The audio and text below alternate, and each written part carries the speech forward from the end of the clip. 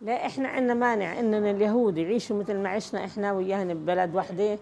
كيف في يهود بالعراق، في يهود بسوريا، في يهود بلبنان، كان وادي بجميل كله يهود. انا كانت صاحبتي اسمها لورا يهوديه بوادي بجميل، كان جوزي يشتغل هناك وكنت انزل لهناك. كان عندي بنت عمرها 5 سنين تاخذها تشتري لها اغراض وتشتري لها كل شيء، كنت اصحاب انا وياها. بس تشوفني اوه ما تقول لي اوه مدام محمد، بتاخذني لعندها اشرب قهوه عادي. بس هن جماعه كان عندهم هدف انهم بدهم وطن. فلسطين مش وطنهن، فلسطين مش بلادن، فلسطين عربيه. هن عشو بيبحثوا على هيكل سليمان. هيكل سليمان تحت الأقصى، صاروا هاد تحت الأقصى كلياته بحشينه لحد اسا ما عثروش على إشي أطر لهيكل سليمان. مش عم يقدروا يثبتوا وجود على الأرض الفلسطينية إلا كلها والوجود عربي. اتحررت على زمان صلاح الدين، اتحررت على زمان عمر ابن الخطاب، وتحررت فلسطين. وفلسطين ما هن كانوا اليهود عايشين فيها، هن كانوا اصل هن كانوا بالعراق بالحجاز بالسعوديه كان. فلما صارت معركه الكابري احنا ما ابتدينا بالظلم، هن اللي ظلموا. هن كان في عندنا بلد اسمه الزيب، كانوا ينزلوا من الزيب على عكا، مثل ما يعني يروحوا عكا مدينه وهذول قرى، ينزلوا يعني بدهم يقضوا حاجات ويشتروا اغراض ويشتروا يتبضعوا. كان في بوسطه فيها 21 راكب، قاموا حد نهاريا وهن مرقين من هناك. انا بتذكر في شجره جميز بدها زلام 2 هيك يفتحوا بطاطن ما بطقوش على عده. وهاي بقينا نقعد تحت الجميز نستنى البوسطه اللي طالعه من عكا لنركب ونيجي على الكابري. فهناك مرقة هاي البوسطة من الزيب، هن مرقين على عكا. قاموا لقولن هناك، لقولن اليهود اللي هن مش اليهود الوطنية، لقولن اليهود الحركة اللي هي قامت بهذا الحرب كله. قوصوا على البوسطة، قتلوا منها اللي قتلوه، واللي انجرح، واللي نجي وردوهن ما خلوهنش يمرقوا. اللي ضل يعني طيب ضبوهن هالجرحى وهالقتلى ضبوها بهالبوسطة ورجعت البوسطة على الزيب. فإحنا كان عنا في تحت ترشيحة وتحت معلية كان في قلعة بيقولوا قلعة جدين، قلعة كفرية هاي، وأنا يعني شفتها بس تمر عن الشارع بتشوفيها. كان فيها يهود، فهن شو بدهم يعملوا؟ عارفين بده يصير حصار وعارفين بده يصير حرب، إحنا ما عارفين. فكانوا مطلعين أكل لهدوكا. فقاموا العرب شو عملوا؟ ردة فعل على اللي عملوه هن، ضربوا البوسطة هاي 21 راكب فيها قتلوهن، ما ضلش منها 2 3. قاموا لقولن منها سلفة أخو جوزي، لقولن عنا الجبانة بتصير أعلى من الطريق، بدك تقول بشي 2 3. لقولن 3 كمان هناك. وأول سيارة مرقت زتوا عليها قنبلة. قالوا لي بترجع القافلة 7 سيارات ورنج، بترجع القافلة مثل ما انتوا ضربتوا الباص اللي اجى من الزيب وقتلتوا اللي فيه وما خليتونش ينفذوا عكا، انتوا ممنوع تطلعوا من هون، هاي الأرض ممنوع تمرقوا فيها. ما كانوا يردوا. قاموا علقوا هن وياهن لما ما كانوش كانوا يحكوهن يعني بمكبر الصوت. قاموا تعالقوهن وياهن. ضلت المعركة من الساعة، أنا بتذكرها أبداً، ضلت المعركة من الساعة 12 بالنهار للساعة 12 بالليل، والمعركة دايرة. آخر شي ضلت بوسطة.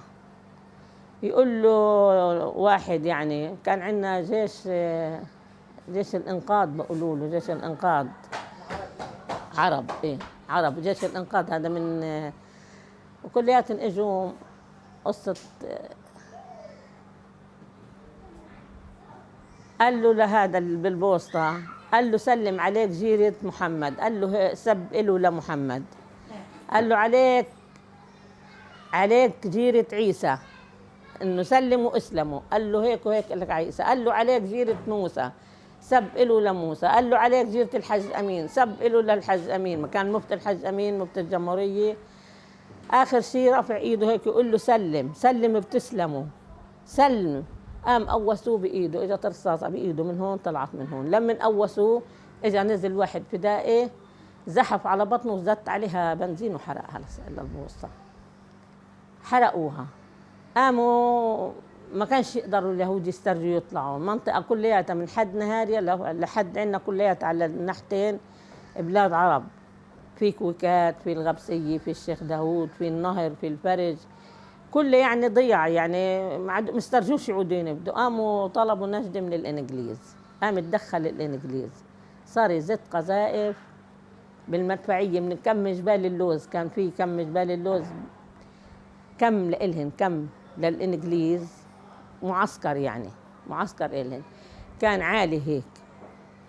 صار من هناك ركبوا المدفعية وصار يزتوا، ما يزتوا على الموقعة لأنه فيها يهود وفيها عرب مختلطين مع بعض، صار يزتوا حول الموقعة للساعة 12 همدت النار. وهذا تاني يوم طلبوا إنه بدهم يجوا يضبوا القتلى، قالوا لنا فيش مانع بتيجوا بتضبوا قتلاكم أهلا وسهلا. بتيجي سيارات إنجليز معكم الإنجليز البريطانية، وعشرت بتحطوا إعلام بيضاء بتيجوا بلا سلاح، تحطوا إعلام بيضاء على باب على السيارات وبتيجوا بلا سلاح بتضبوا القتلة تبعتكم تاخذوها. أنا عاد حشرية بدي أشوف. قامت أمي نزلت وأبوي ما البستان هناك كانوا يبستنوا أهلي هناك، قلت لها بدي أروح معك. رحت شفت بعيني يعني القتلة بالأرض والشو اسمه. أنا شفت شي 2 3 كاينين معصبين إيديهن وإجريهن، كاينين ساعفين حالهن، يعني ساعفين حالهن. هدول 2 هن اجوا لأن البريطانية ومعهن اليهود اجوا الصبح، يعني شي الساعة 12 بالنهار اجوا أخذوا، كان معهن وحدة اسمها مريم، اسا عاملين لتمثال محل الموقعة. أول بنت يهودية بتستشهد بتموت مش شهيدة لأنهم مش شهداء، عاملين لهناك تمثال وبيجوا بزوروها من جميع أنحاء العالم بزوروها هناك. كانت معهن مثل دكتورة يعني مسعفة، فأخذوهن بالسيارات ما حدا حكى معاهن، وقفت العالم على جنب وفاتوا وضبوهن وأخذوهم بالسيارات شي 100 واحد. ضل 2 كاينين بالسياج فايتين وساعفين حالهم مربطين اجريهن وايديهن كلها مربطه، ومن هون كاينين مجروحين ومربطين. رجعوا تلفنوا لن جماعتنا قالوا لهم بعد في 2 تعالوا خذوهن. رجعت اجت سياره حاطه علم ابيض واجت رجعت اخذتهن. وهذا اللي صار. احنا ما اعتدينا عليهم، هن اعتدوا علينا، احنا ما اعتدينا عليهم. احنا كنا راضيين نعيش احنا وياهن بوطن واحد، بس هن ما قبلوا. وبريطانيا اللي سلمتهن بلادنا، وعد بلفور اللي سلمهن بلادنا. ليه هن ما اعطوهن قطعه بامريكا؟ ليه ما اعطوهن قطعه ببريطانيا؟ بدهن من شان النزيه والنزيه اللي يقولوا والمحرقه. هن بدهم يعملوا لهم وطن، وعدوهن بوطن، بيجوا بيقلعوا شعب وبزرعوا شعب محله. هذا بجوز الحكي؟ انتوا بدكم تعملوا لهم وطن، في عندكم بامريكا ولايات كتير وارض شاسعه وواسعه، اعطوهن ولايه وسكنوهن وعملوا لهم دوله.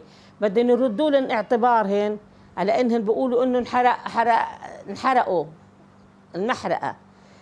طيب اجيتوا وعدتوهم لا هن ارض جدودهن، هي ارض جدودهن، هي فلسطين ارض جدودهن. هن امتى انت لا القران بنص ولا الانجيل بنص ولا التوراه بتنص انه فلسطين الين؟ وليسوءوا وجوههم وليدخلون المسجد كما دخلوه اول مره وليتبروا ما علوه تطبيرا. بدهم يدخلوا على الاقصى هن، وبدهم يتبروا الاقصى، بدها تقوم قيامتهم وبدهم يموتوا. ولا محال، لانه هاي ارض عربيه وهاي ارض الميعاد وارض الاسراء والمعراج. هذا حيط البراق اللي عاملينه مبكى وبيبكوا عليه هن، هذا إلهن، هذا حيط البراق. هذا البراق لما نزل وصعد محمد من هناك عرج على السماء سبحانه وتعالى على السماء لفوق، صعد من أرض لا سموه حيط البراق، لأنه هناك البراق وقف ومحمد صعد عليه. كيف صارت أرض بلادنا؟ كان بيتنا بآخر البلد، كان بيتنا كان الشارع العام اللي بيطلع على ترشيحة ومية عين العسل، وفي مية الفوار، وفي نهر جعتون. عنا احنا جايين عايشين هون على مية المالحة. عنا 4 أنهر بالبلد. عنا مية عين العسل، عنا من الفوار، عنا مية نهر جعتون. احنا كنا عايشين بساتين، وكنا عايشين بخير وخماير. جينا لهون مية مالحة، مش عارفين كيف بدنا نعمل نعيش حياتنا. والله أنا بغيت. بيتنا كان من برا حجر، من جوا بطون، وكان عادي يعني بيت عادي بطون. كل البلد اتدمرت، البلد كلها اتدمرت، مش بس بيتنا، ما ضلش ولا بيت واقف بالبلد، كله دمروها انتقام للمعركة اللي صارت عندنا بالكابري. دمروا البلد كلها. بيتنا كان بآخر الكابري، بس تصل على الشارع العام. هذا الشارع بيطلع على ترشيحة، كان بآخر البلد من ناحية الشمال. هلا احنا إلنا قطعة أرض هناك تيجي 5، لا إلنا قطعة أرض شي 5 دولمات. كنا منصبين زيتون، مش لجوزي يعني، لدار عمي. هلا هي الكوبانية اللي معمرينا فيها، وفي بيادرنا احنا، بيادر بيت الجشة، بيادر الزاوية. البيادر هاي بتصير كيف يعني بدك تقولي هيك، بتصير ظهرها مرتفعة هيك، كل ما طلعتي بتصير ترتفع، بصير جبال ورانا. جبال هاي اللي بقول لك ام الهروش ووادي السعاليك، وكل هاي اللي كانت اليهود تيجي وتدور تعمل خرايط وياه. بتصير تعلى يعني جبل، بتصير ببلش فيه من اول وبصير يعلى لقدام. هناك بأرضنا عاملين الكوبانية. البيادر لأهلي لبيت الجشة، والأرض هذيك في قطعة أرض لأبوه لجوزي ولعمه. ودمروا الكابري. لما فاتوا على الكابري، كان أبوي بالبلد وكان خالي، وإحنا قالوا لنا إنه إجاهن إخبارية إنه اليهود بدها تهاجم البلد. فكانوا هن يفظعوا اليهود، يعني كانوا يعملوا أشياء ما بتقدريش تتحمليها. يعني معركة دار ياسين كانوا يحطوا المرأة على باب السيارة هيك، يفتحوا لها يشلحوها بالزلط وهيك، يعني الحبلة يفزروها ويطلعوا الولد من بطنها. يعني لأجل هيك احنا خواتي كانوا 2 صبايا، وعندنا تبعينا عيلتنا. وهذا قام الله أبوي بدكم تطلعوا شي أسبوع من البلد، لأنه يمكن اليهود تهاجم البلد، وخايفين إنه اليهود تقعد تاخذ البلد مننا ويقعدوا يفظعوا بالنسوان بالبنات. فطلعنا إحنا على ترشيحة، طلعونا على ترشيحة، طلعونا ببيك أب شاحنة كبيرة. كان أخوي صغير، آخر ولد، عمره 2.5، اسمه صلاح الدين. من قد ما يعني احنا مرقنا من حد هاي جدين، مرقنا من حد شو اسمه قلعة جدين، يعني بعيدة عننا عن الشارع، مثل هون مستشفى حيفا، بس عن الشارع هي القلعة. شفناها وشفنا اليهود وهن يعني من الطاقات عم بيطلعوا. قامت امي اجت جارتنا، شو قالت لها؟ قالت لها يا خالتي ام محمد، الله يخليكي، يمكن انا ما اقدرش اطلع، وصيتي عندك هالبنت وهالصبي، خدي لي هالبنت وهالصبي معاكي، اذا عشت وطلعت باخدن منك، واذا ما طلعتش هدول امانه برقبتك. قامت امي جابتن. شو عادت امي؟ قالت لهم لخواتي ديروا بالكم على اخوكم. كان ابراهيم وصلاح، اخوي ابن 2.5 وهداك شي 3 سنين ونص. قامت احنا نزلنا من هناك بترشيحه، عاملين مسكرين الطريق، عاملين سدات حجار وبطون وهذا ومسكرينها. قال وفي مسلحين. قال من هون وهيك فيكم تقطعوا، بتنزلوا واحنا بنجيب لكم سيارات بنطلعكم على ترشيحه. فراحوا جابوا لنا سيارات يطلعونا على ترشيحه، وهي الطريق الملغمه بيننا وهناك، يعني احنا ضلت الشحنه اللي جابونا فيها من ورا. قمنا نسينا اخوي، قاموا خواتي نسيوا لاخوي. صار خيي طالع بالجبل بالحرش ويبكي ويصرخ يا امي يا امي يا امي. اجوا المسلحين قالوا له والاخوان رايح، يقول لهم بدي امي. شو اسمك؟ يقول لهم اسمي صلاح الدين. شو اسم ابوك؟ يقول لهم صلاح الدين، ما يعرفش. صاروا حاملينه جاي، يقول لمين هالصبي يا كوابري، لمين هالصبي؟ قامت امي دشرت الاولاد اللي كانوا هن امانه معاها بايدها ماسكيتن، وركضت تقول بهذا ابني، حملته وعبطته هيك وطلعنا على ترشيحة، قعدنا بترشيحة على أساس إنه إحنا مش طالعين، ما طلعنا ما أخذناش شيء.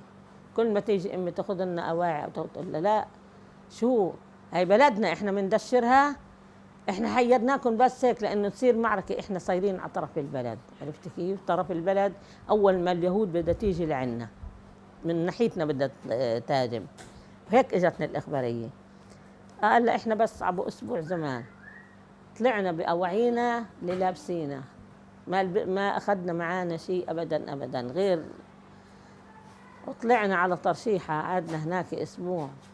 شوي بعد الأسبوع إجت، كان أنا بتذكر أبوي ما فيش العرب ما حدا ساعدنا، لا ساعدتنا سوريا ولا ساعدتنا الأردن ولا مصر ولا السعودية، ولا حدا ساعدنا. لو حدا ساعدنا إحنا قومنا وحاولنا نقاوم ونبقى ببلادنا، يعني ما نسلم. فيش إنسان بلادي وإن جارت علي عزيزة أهلي وإن شحوا علي كرامه، في مثل البلد الواحد.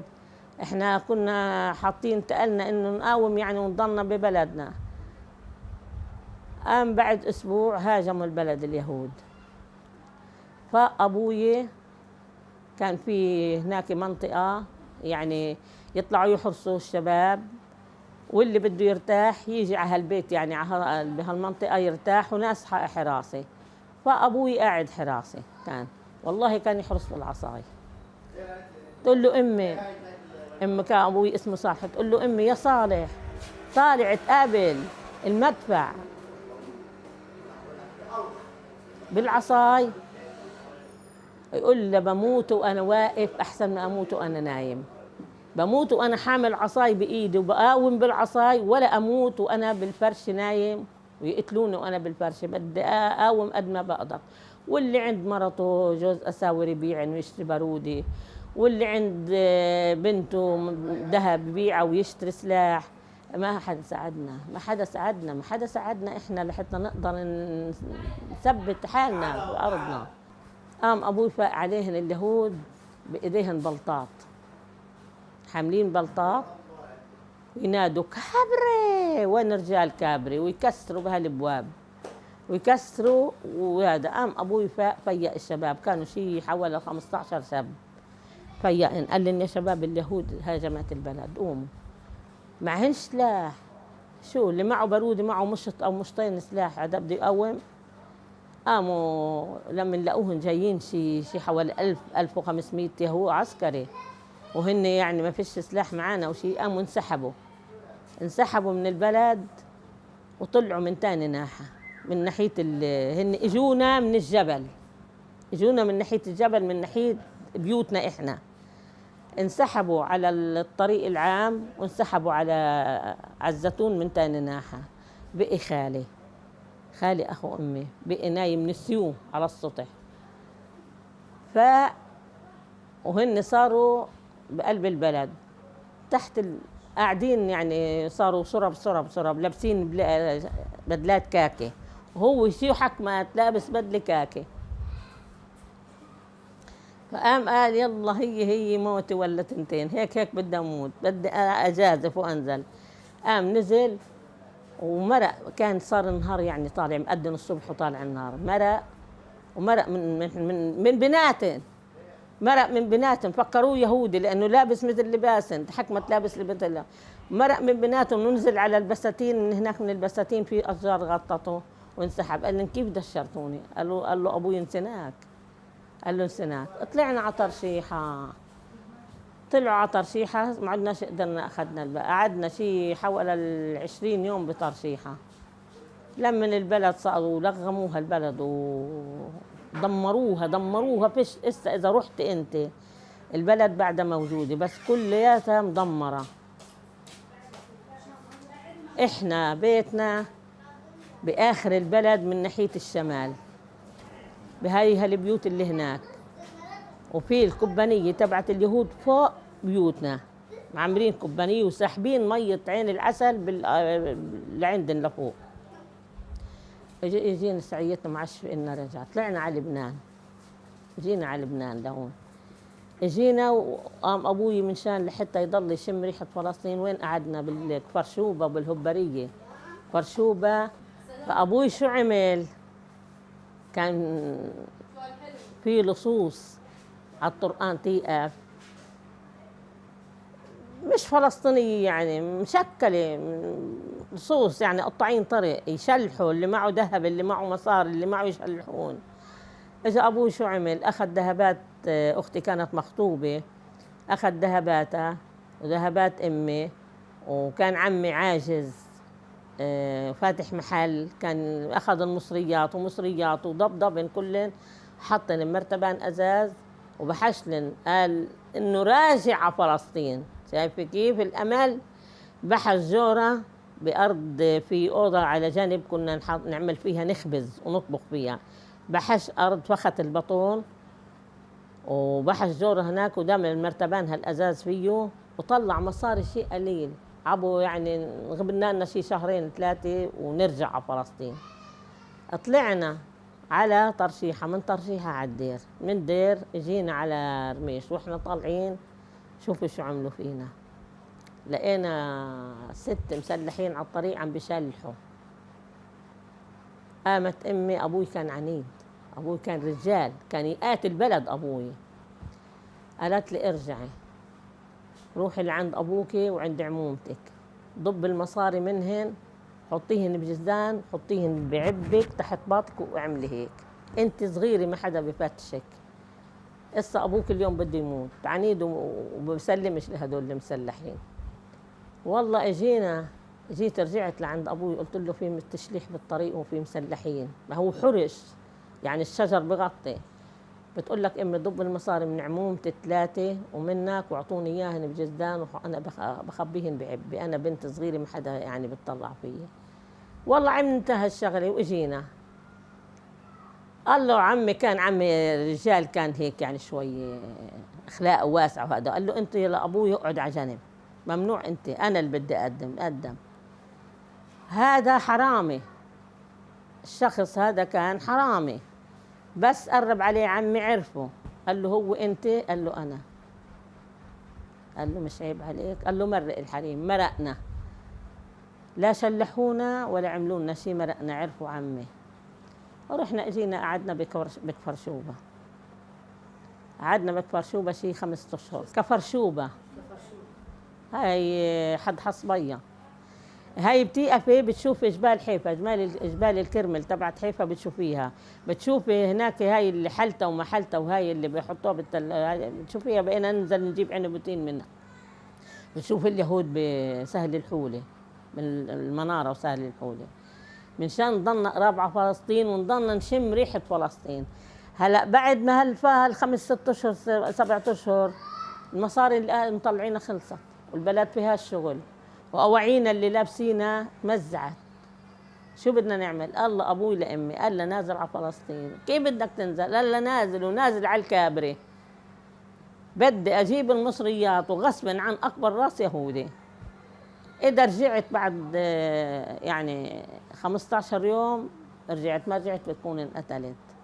دشرنا كلنا صغار هيك، كلنا صغار يعني، دشرنا 4 بنات و3 صبيان، ونزل على فلسطين. نزل من فرشوبة على فلسطين ماشي لوصل لترشيحة ماشي. قال لي بدي انزل، اجى لعند واحد قال له هيك يعني انا وياك بدي انزل هالمشوار، بترافقني؟ قال له برافقك. ابوي زلمه، مش حيالله، من وكم رجل يعدوا ب1000 رجل وكم الف تمر بلا عداده. هن من قدرتنا اليهود لو انه في سلاح. قام نزل ابوي على البلد، نزل ما تمكن يقدر يطولهن، نزل من ناحيه الجبال وسقط على البلد ووصل للبيت لعنا، ولقى البيت البلد كلها مهدومه. وقف هيك، رجع ثاني يوم، ثالث يوم، رابع يوم اخذ منشاره ومهدي حديد، ونزل كسر البطون، سقف البيت كله يعني هيك، كل السقف في الارض نازل مثل ما هو، كسر البطون ونشر الحديد وبحش الجوره، طال المرتبان الازاز، كب المرتبان وحمل المصريات، حطن بعبه وطلع. ضلينا شهرين، ضل ابوي شهرين لا رجع علينا، وامي تبكي وتقول خلص يعني ما في امل، انقتل ومات. بعد شهرين ولا هو اجا، الا اجا ابوي علينا. قالت له امي خلص ما قادرين نقعد بهالبلد، فيهاش مي وفيهاش شغل وفيها شيء.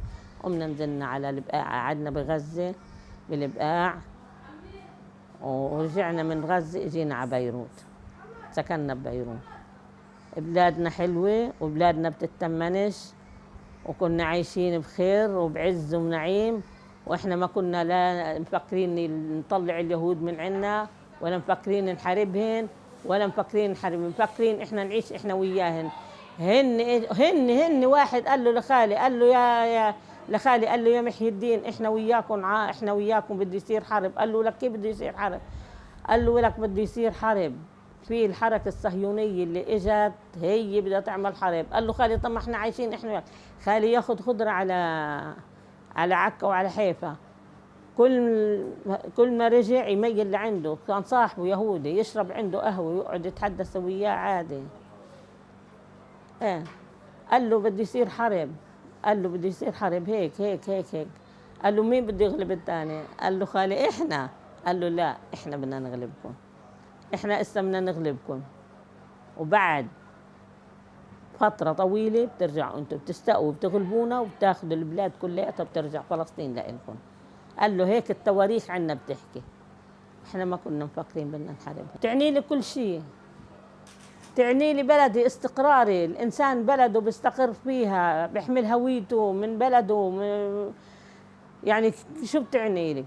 شو بتعني لك انت مثلا امك وابوك شو بيعنوا لك؟ الوطن مثل الام ومثل الابو.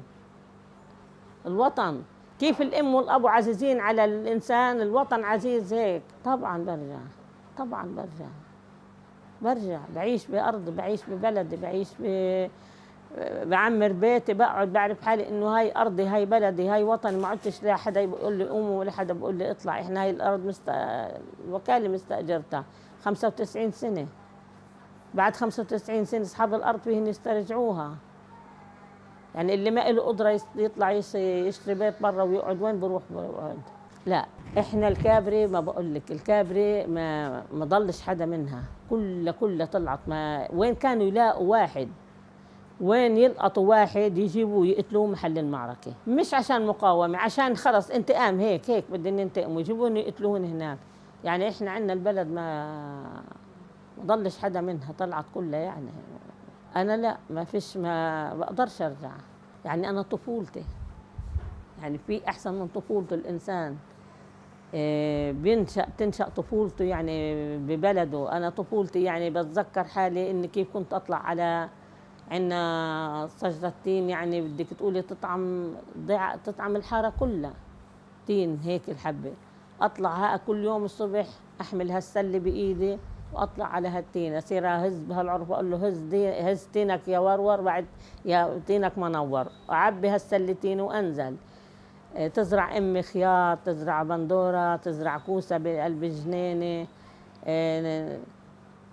يعني هاي الانسان طفولته. يعني اجمع بنات الحاره، نقعد مثلا نلعب بيت بيوت، نعمل عرايس ونلعب يعني الانسان طفولته بتضل بخياله، ما بتروحش طفولته من خياله. حتى الانسان بكتبها مذكره طفولته، صح؟ انا بقرا وبكتب، تعلمت هون. انا تعلمت كبيره مش صغيره، قعدت سنتين بالمدرسه، فتت سنتين على المدرسه، وفتت بنت 11 سنه على المدرسه، وغصب عن امي، وقاومت وقلت لها بدي اتعلم لو يكون شو. عندي اخت اصغر مني ذكيه كتير ذكيه، عندها عقله شو اسمه رياضي. بس هي كانت اذكى مني بالرياضيات وبالعلوم، هي كانت تجيب العلامه اعلى مني. فانا كان عندي ذاكره قويه، كنت احفظ كتير، احفظ، ذاكرتي قويه. قلت لها لأمي مش مستحيل إني أنا أبقى هي تتعلم وتصير تقرأ وتكتب وتفهم وأنا أطلع هيك. زي ما هي راحت أنا بدي أروح. ورحت بالقوة، ورغم عن أهلي رحت وتعلمت سنتين، وصرت أطالع بالبيت، أجيب قصص وأطالع فيها، أجيب بقى قصص وأطالع فيها. وكان أخوي عم بدرس بريفيه، يقول لي خيي تعالي سمعي لي. أقول له ما أنا بعرفش مضبوط. يقول لي أنت بس قولي لي هاي الكلمة غلط. أسمع لأخوي، ومن خلال ما اني اسمع له وهو يدرس وانا اسهر معه واطالع بكتب واساوي، تعلمت وعادي يعني ما صارني شيء الحمد لله. مجازر قدامي ما صارش، لأنه إحنا طلعنا اليهود لما أخذت الكابرة مصدر دير ياسين وشو اسمها كانت بعد ما أخذوا الكابرة فاتوا على دير ياسين كمان وفظعوا بدير ياسين. كنت سمعنا إنه فاتوا وفظعوا بدير ياسين ودبحوا وقاموا وحطوا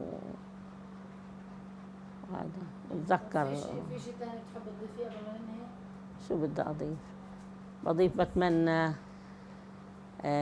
إذا الله بيعطيني عمر أعيش وأرجع على فلسطين وأرجع على عكا، أشوف عكا وصور عكا، وأروح أنا على حيفا أشوف بلادي أرضي. إحنا هدول يجوا اليهود الوطنية منعيش إحنا وياهن. اليهود الوطنية مش الحركة، إحنا منعيش إحنا وياهن، بس هن طمعتهن بدهم فلسطين كلها إلهن، بدهنش عرب. لو طالع بإيدن إسا تعين 48 يطلعوهن مش مأخرين. ليه هن ما لقوش وطن إلا فلسطين يزرعوهم في فلسطين؟ ما في أراضي كتير يزرعوهم فيها. قلعوا شعب وزرعوا شعب، هذا اللي صار.